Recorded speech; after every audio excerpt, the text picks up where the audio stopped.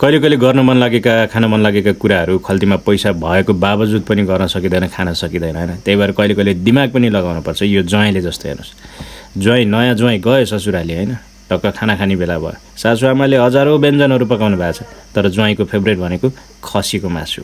तर सबलाई सबै आइटम हालिदिनु भयो होइन खाना पस्किने क्रममा, तर ज्वाइँको फेभरेट खसीको मासु नै ज्वाइँलाई चाहिँ दिन भुल्नु भएछ सासूआमाले। ज्वाइँको चाहिँ ध्यान पुरै कता छ, खसीको मासुतिर। ओहो कसरी खाने त, अब डाइरेक्ट माग्न पनि मिलेन, नयाँ नयाँ ज्वाइँ ल खसीको मासु हालिदिनु भन्दा नि मिलेन होइन। त्यस पछाडि उसले ट्रिक लगाएछ, आउँदा आउँदै होइन बाटोमा सर्प मारिएको थियो। अब गफ त लाउनु पऱ्यो होइन, सासूआमा बाटोमा आउँदाखेरि बडेमानको सर्प मारियो नि आज भनेछ। कत्रो थियो बाबु, धन्न टोकेन छ भने।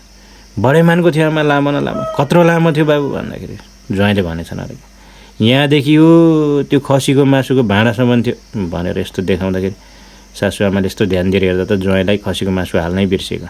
त्यस पछाडि ल खसीको मासु त दिनै भुलेछु नि ज्वाइँलाई भनेर हालिदिनुहुन्थ्यो अरे कि।